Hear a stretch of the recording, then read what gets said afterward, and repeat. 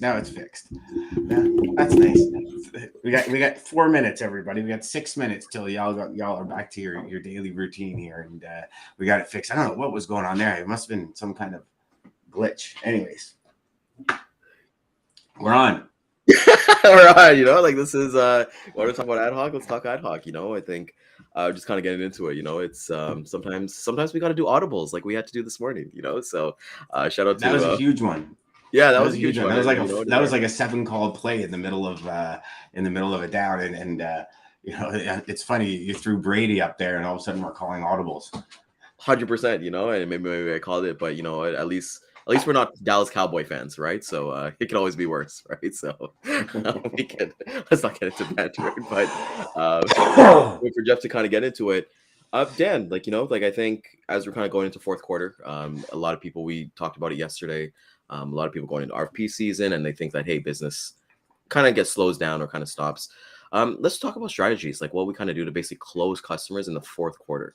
Because a lot of us, we got the holidays coming up in the States. You got Thanksgiving coming up, Black Friday, Halloween. People think, hey, the week before Christmas, I'm just going to take it off, and the week after, we're just not going to do it anymore. But what was your number one strategy in terms of handling the fourth quarter?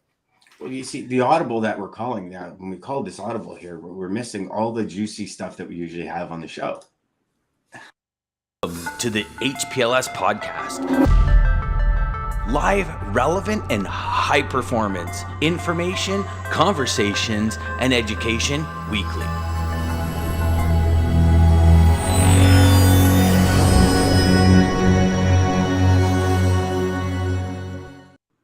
That was perfect timing because I really had to blow my nose there. So, um, yeah, sorry about that, boys.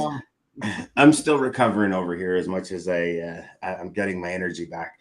Um, you know, when I first started in the industry, and probably up into a decade in, I was always under the belief that every single month, regardless of what it is, business can close.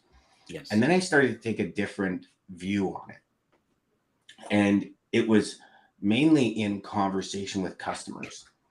And for the fourth quarter, for probably the last 7, 8 years of my career, I've never pushed closes, because what I've found is when I pushed a close in the fourth quarter, it always screwed up. Right now, we also got to understand the last couple of years are a little bit of an anomaly because there is no more Christmas rush. As Dean has said, Dean Crook has said for a while now, for the last couple of years, it's just a steady flow. So the fourth quarter doesn't necessarily have the impact, I believe, that it used to have years ago. Right? Like, I don't know about you guys, but when I first started, so I had two wrapping paper customers, Clio Wrap and Plus Mark Incorporated. The two pretty much ruled North America when it came to wrapping paper. So if you had wrapping paper in those days, I dropped it off. So it was like 15 loads a day, 7 loads a day, 9 loads a day for a 6-week period. And so I actually counted on that as my Christmas bonus for my commission, right? And I was so busy in the fourth quarter, I never closed any business. And then I started looking at it and saying, okay, well, as you develop a team and things start aligning and the machine starts running, you can step back a bit, right? I saw a thing with Grant Cardone the other day, and he says, I work less now than I've ever worked in my life, and I'm making more money because he's got his team, he's got this machine leveled up. And it's pretty much the way it became. So I started looking at this closing factor. And what I found, what was way better in the long run, is I changed the conversation from closing to let's look at Q1. This is your busy season. You're running around with your head cut off. And what's the last thing somebody wants to do? And Jeff, you were in this position. What's the last thing you want to do when you're super busy? You don't have time to bring somebody on because that takes up more time. It's like if all of you in operations, you ever bring an operations person in, your first couple of weeks, you spend more time with training and getting them to understand the business and everything. Then how many times have operations people said, I'll just do it myself because it's easier, it's faster. It's always the case. Right? And this is the way I look at Q4. But this is another big reason when I teach sales reps about projections. It's halfway through the year at 75% of your goal. If you are in the 6th month of the year and you're reaching 75% of your sales goal, your commission goal, your closing goal, whatever your goal is, you're in a good position. Because I like to take Q4 right out of the picture. You operate your entire year in 3 quarters. And maybe that's changed now because we don't necessarily have a 4th quarter spike, right? Like right now is when literally in the next, I think I've already seen Christmas decorations in stores, but Yeah, we did. We in went the to next, Costco the other day. Yeah. in the next week and a half, like literally what Halloween is on Monday this year. By Tuesday, it's all Christmas. Yeah. All Christmas in I've every seen a store. commercial on television already, believe it or not. Mm-hmm. Yeah, it's all like, yeah, we went to Costco on the weekend, and it's everything like that. And Dan, one point that I was like, that I really like that you said was like, like you're busy, you're focused on like the first 3 quarters. And this is something that I've seen personally, is that a lot of like, well, not a lot, but shipping managers, I don't know if you guys have noticed this, but they're changing jobs like Jan 1st, so they're kind of taking those last 2 weeks. So I think it's actually a perfect time to actually have those conversations, because who's better to kind of give you the inside scoop, or kind of give you how things kind of run with somebody who doesn't have anything to lose, right? They've got one foot out the door. And I've seen that. Like, I've closed business in the 4th quarter just because of that, knowing that, hey, this person's actually starting a new company. Like, go on LinkedIn on like January 1st or January 2nd, and then you'll see all those notifications that everyone is starting a new job. So I think it's and you look at commodity based too, like you said about the wrapping paper. I used to work in show freight, and we could actually see the shows that we're moving these trade show freight shows to, and I can every time we saw a show on the website, we can guarantee like, okay, we're going to be moving this, or we're going to be moving 75 to 80% of capacity. So kind of pre-planned there. But Jeff, like, what is kind of like your strategies going? Because I know you have a lot going on. I remember you talking about the pipe and stuff like that coming out of Houston and coming to Canada and things like that. Yeah. What's kind of like your strategies in terms of like the 4th quarter? Well, 2 things, right? You were talking about the transition of some of the traffic managers or logistics managers that are leaving their jobs and starting on January 1st, right? Well, the thing is make sure that you have that really good relationship, so that the new guy that's coming in, if he's going to be part of the transition stage, which is like, he give you 2-week notice, he can introduce you to that guy, what you're working on. Because let's face it, in the 4th quarter, you could be working on an RFP, and that guy you're doing business with, he could be moving on to a different role. So you want to make sure that you have those touch points, and you know what's ramping up, what's coming down the pipeline, so that you can prepare yourself and introduce all over again, like you did with your current touch point. The other thing is right now I'm doing RFPs. I'm doing a mini RFP, and I'm going to go to close a deal. I'm actually flying to Dallas next Tuesday. I'm just making a day trip, going out early in the morning, flying back at night. No need to stay over, to basically close a deal. And then 1st quarter of next year, hopefully within the 1st month or 2, I plan on flying out to meet with another customer of mine to get other business there as we're growing it. As you know, I do things a little bit different than others, and I just try to open up those doors that are present to close other deals that I'm already working on. So there's no other better way than to go face to face and talk to them, and then bring your partners with them, because partners are crucial.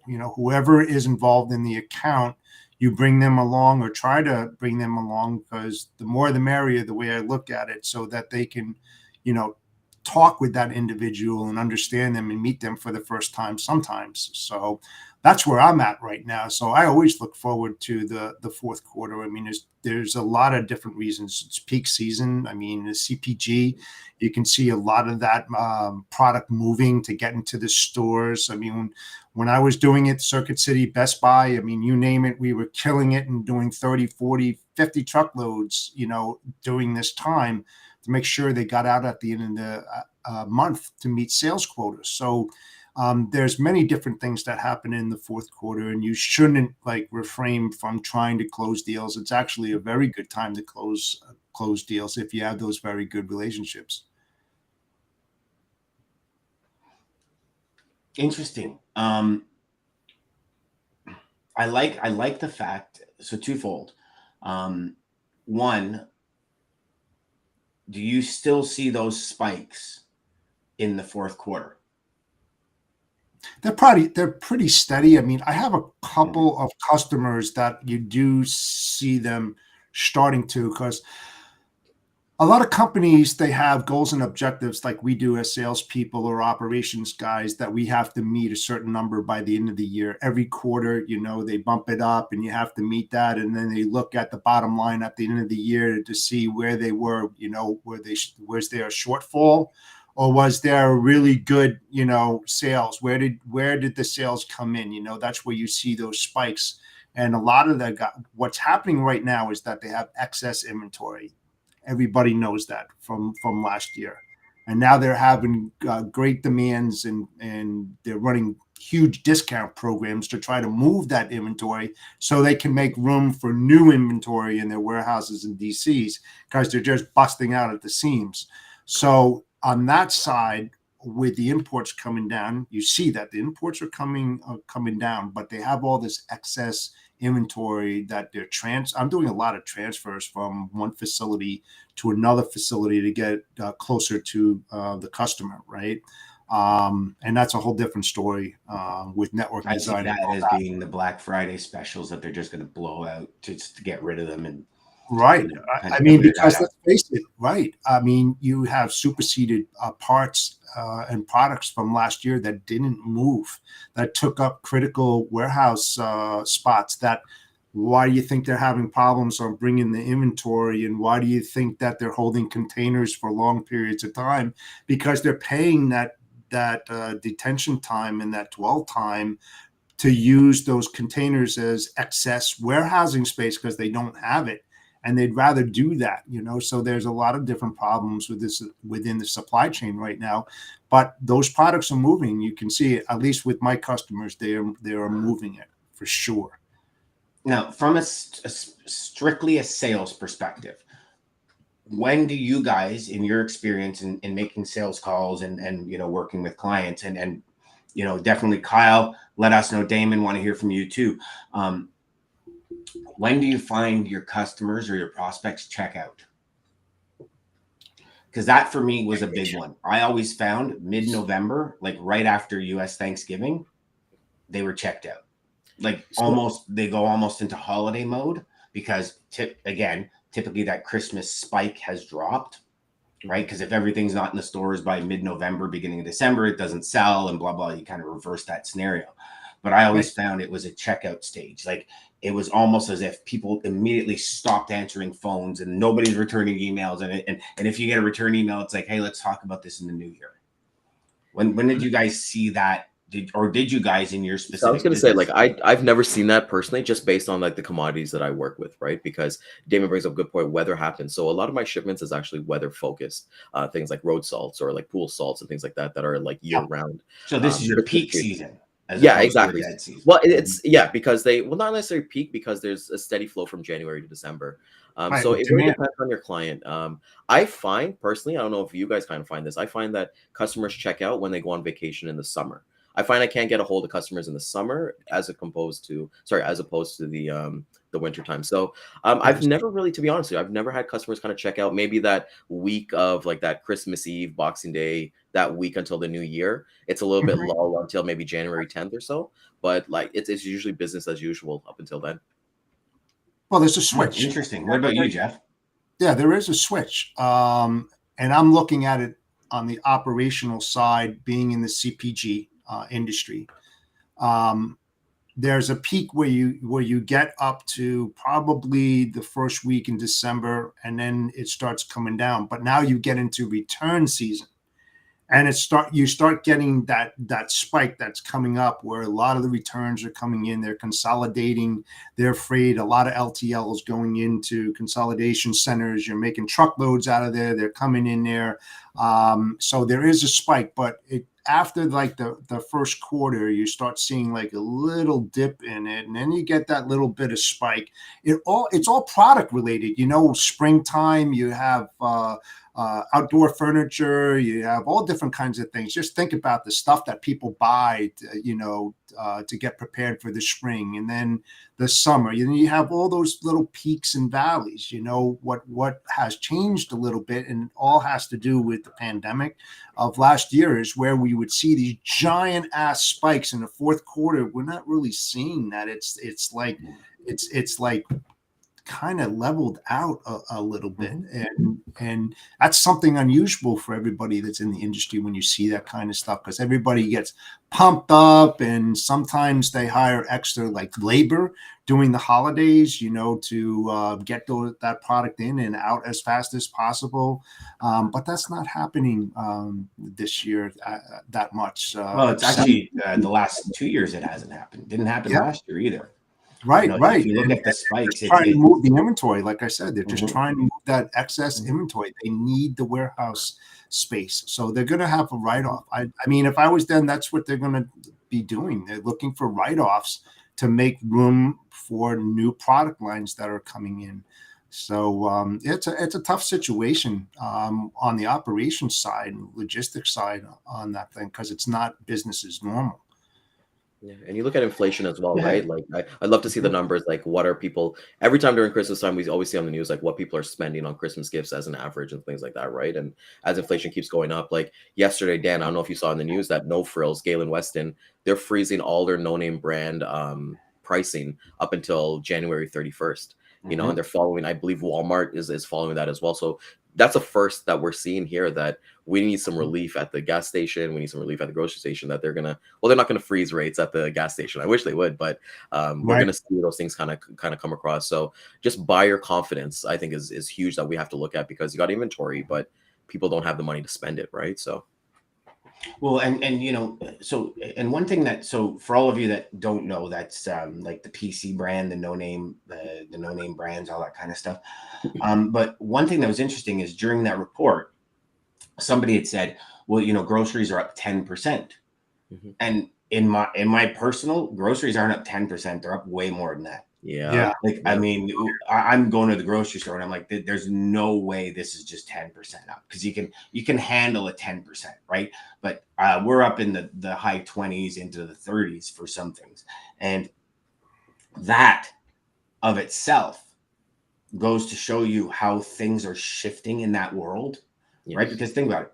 Some of the things that were always consistent, right? Groceries. If you were in the grocery market, you're consistent because everybody eats. Personal hygiene products, you're consistent because everybody uses them.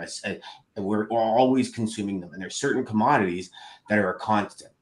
Yep. Right? If we look at when the pandemic started, toilet paper and paper towel and all this kind of stuff, I remember the company I was working with, they had an account that pretty much ran all the raw product for this.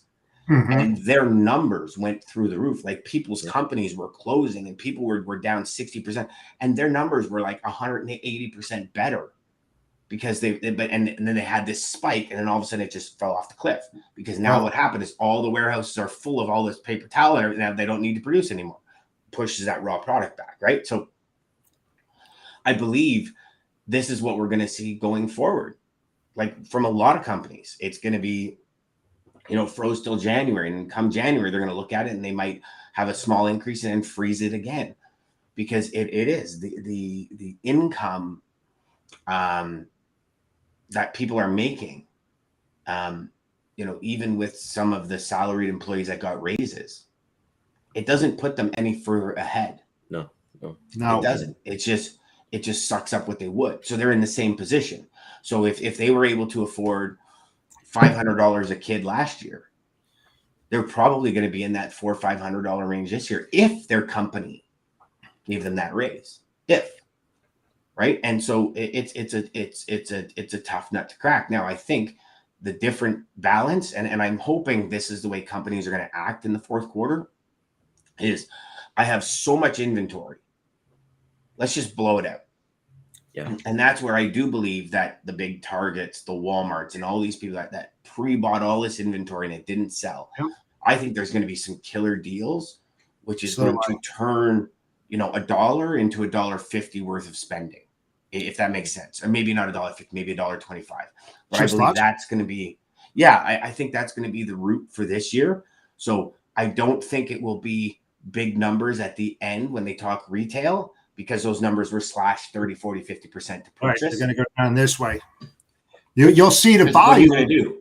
right? You'll see the volume increase, but the revenue is going to decrease because of those Yeah. sales. Yeah, It's like I know a couple of people that own Canadian Tire stores here, Mhm. right? So at a Canadian Tire store, there's an X amount of storage. Mhm. So Yeah. he's leasing warehouse space from me to the tune of $15,000 a month. Mhm. And I'm like, what are you going to do with it? He goes, I'm blowing it out. He goes, Yeah. Canadian Tire has a finite timeline where they say then the store owner can blow it out. Because, you know, you go to one Canadian Tire and it's like 30% off. You go to another one, it's not even on special. So there's a specific timeline. But he says, like, we're talking big bulk items, you know, lawn chairs, all these things that take up so much room in my warehouse. I can't have them. And he goes, and we're just going to blow them out. And we're going to blow them out like you've never seen it before. So Canadian Tire gets the space back. That revenue is down here instead of being up here as to where it would have normally been. But they reclaim that space, and now they don't have the excess inventory. And it's every company you hear about. Well, you look at that constant. too, right? Like during the pandemic, right? Like in the Canadian Tire, all their sports equipment was taken care of, right? Like they were completely sold off the shelves. You look at sporting bikes and treadmills. Now for them to actually store that in the store and nobody's really buying that stuff anymore, it's like, hey, well, let's move it somewhere else because it's not going to sit here and sell, right? Let's get the Christmas trees up. Let's get the other things that are important to people up. Well, an even bigger one. So when I was talking to him, he said the big killer this year was gazebos, outdoor barbecue sets, and all this stuff. Because last year they sold like hotcakes because everybody was working. Everybody was home. Yeah. This year people are starting to travel, are starting to do things more. So Canadian Tire prepped and brought all of this stuff in. And he goes, Dan, like you're talking 700 or 600, 500 pound boxes that are like 2.5 feet wide by 8 feet tall. And I got 50 of them in my warehouse. Because you know what I can put in that spot? Exactly. Right. So like these are the things that are going to be blown out. And these are big bulk items, but they wanted them because they sold out. I mean, they're heavy, they're big money makers, right? Like big ROI on Yeah, like and I never knew Walmart how will not expensive take being a a dog product was. in unless they're upwards 50% profit. Yeah, and you know something, when you're looking at warehouse space and operations and logistics, I just see in the future, I see a lot of pictures of the warehouses out there, but this one picture stood out, and I worked in an environment like that. Narrow aisle order pickers creates more space in a warehouse so you can store a lot, because when you think about the width of an aisle and now you got those narrow aisle pickers, you know, you're increasing the space. I just see that coming down the pike more often, higher and narrower, because they're running out of warehouse space.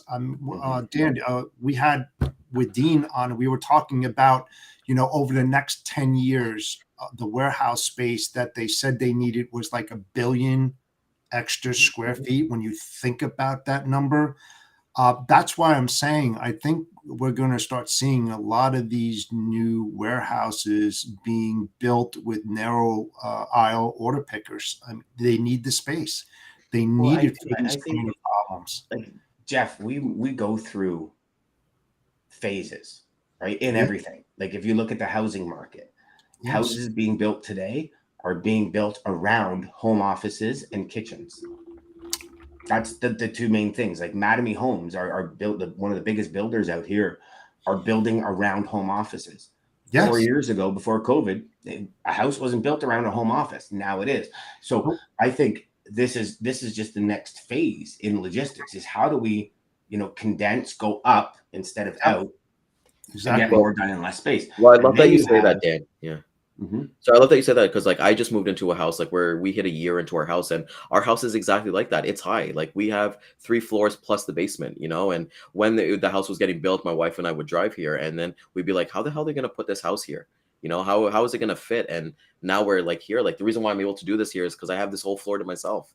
Right. Other than like, so just coming back to your point, like that's how people are kind of building. They're going up high instead. We're seeing a lot more condos. And we're seeing a lot more townhomes instead of looking at those big open properties. But sorry to interrupt. But No, it's fine. You see, No. so in our house here, we put a bedroom in the basement, like redid the basement, did full bedroom, all that kind of stuff, bath and all that, because my wife and I needed an office. And we didn't have another bedroom. So my son moved downstairs. It gave us an office, right? I was actually going to go above my garage and put a $40,000 addition above the garage as an office. So this brings me to the secondary point is warehouses of today that are going to need to compete with the warehouses of the future are going to have to redesign and go through huge construction and evolution in order to be profitable. Exact same thing in trucking. What was profitable 2 years ago, 3 years ago is not profitable anymore, right? Like you look at all of these micro warehouses popping up because and people are like, oh yeah, but Amazon created a market where I want everything today or tomorrow. Exactly. Yeah. And as you have to compete with that or else you'll go out of business. Yes. Yep. And the same thing. I mean, it's and so you look at all these warehouses that are around today, and the question is, are they going to be around in a couple of years? Because can they afford the $700,000-$800,000 renovation to stay profitable and bigger to stay competitive? Yeah, exactly. It's a big And question. when you think about the inflation and the cost of living, right? So the ones that did go back to the office will be more affected by that than the ones that are now working fully remote. So you've got the ones all the way over here that aren't affected that much, but the ones that are taking the bus or the train or driving into work, those are the ones that are getting affected most. I think So the transition from what we've seen from the pandemic when everybody was working from home, maybe a couple percent were still working in the office, but they adapted to that change. They had no choice and then they said to themselves, hey, guess what? We're productive, we're efficient, we're still moving the peanut forward, we're still making money. And now they have accepted it, So yeah, we're struggling, but things are changing rapidly. The whole work environment that we knew way back when has changed unbelievable. I mean, when you really think about it, it's just, and some people just can't adapt to that change. It's very, very difficult. And I know we got off the fourth quarter topic, but but I mean, I think it all plays. If you've got clients right now that you're looking to close and there's a challenging close, I used to say all the time to clients in Q4, listen, I'm just looking for some clarity here. Yes. What's the realistic, like how realistic is it that you and I are going to start working together in Q4? Like what's on your plate? What do you have to accomplish in order to meet your mandates? Yeah. And how can I help? And if it was always you know what, Dan, it's just to bring a new person in, to train them to do all this. I don't have the time. Okay, perfect. Let's talk Q1. What are your goals, mandates? How can I take the next, call it mid-November, the next 6 weeks of this year, and put something together for you that's going to rock your team in Q1 next year? And look forward as opposed to, okay, I'll call you in the new year. Like try and get some kind of project to go so you can send it to them the week before Christmas. Say, here's some great reading while you're off on Christmas, kick back with a glass of wine, put your feet up and have a read of this. And here's our presentation for 2023. That for me was gold in the end, gold, because they were like, oh, okay, perfect. You're going to do that. And you're staying in touch with them. You're still communicating with them. You're not just disappeared for 6 weeks when this is all going down. And then you roll into January. And, speaking to enough traffic managers, they remember the people that screwed up during Christmas season in January. Right. And they're like, okay, what can you do? What were some of the problems that you experienced this year during this, Q4?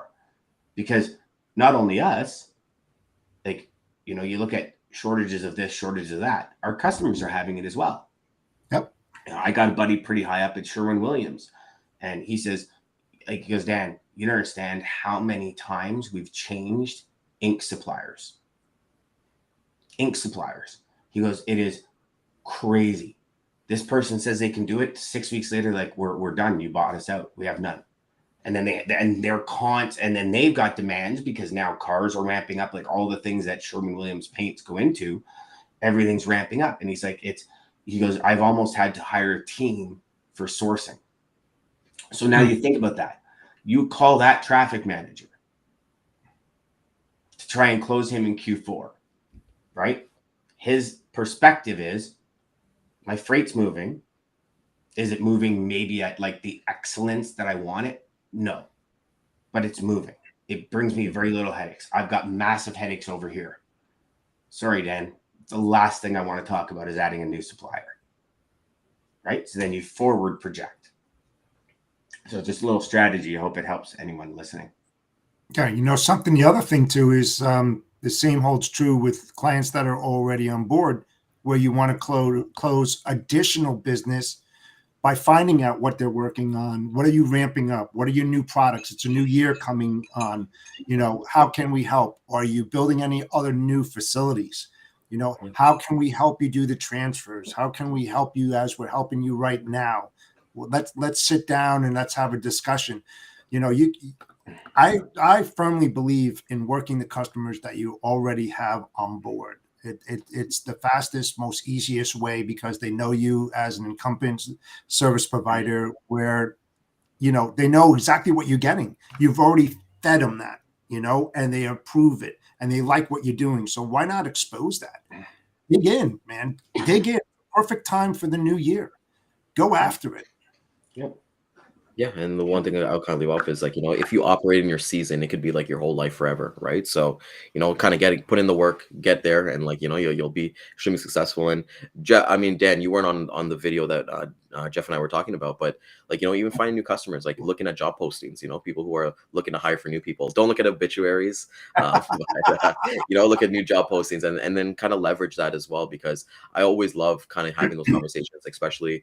I don't know. I find like customers kind of like put their feet up a little bit, and come December, so they're willing to talk a little bit more. So have those kind of conversations from there. Definitely. Yeah. I got a 10 o'clock, boys. I know we started a bit late here. Yeah, of course. So one thing, we were able to do it. So yeah, we got it done. And that's the thing. We showed up, we pulled an audible, and we got it done. And I just want to thank everybody for coming out this morning. It was we definitely had some difficulties, but we made it happen for you guys. Just if you guys, it was kind of a real pain in the ass for the first 25 minutes. It was, I know, right? One thing, and nothing was working. It was crazy. Yeah, it was definitely something that we had to do. So we'll definitely get the replay on time this time at 12 p.m. and 3 p.m. Eastern time on our social channels, Facebook, LinkedIn, and YouTube.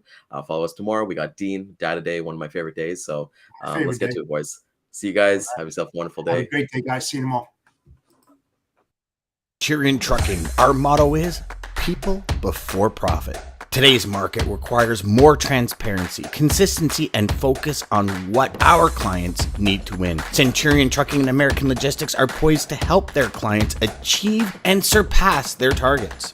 If you're looking for a team that honors your needs, dreams, and aspirations, then get a hold of Daman at American Logistics or Centurion Trucking and start designing your career today.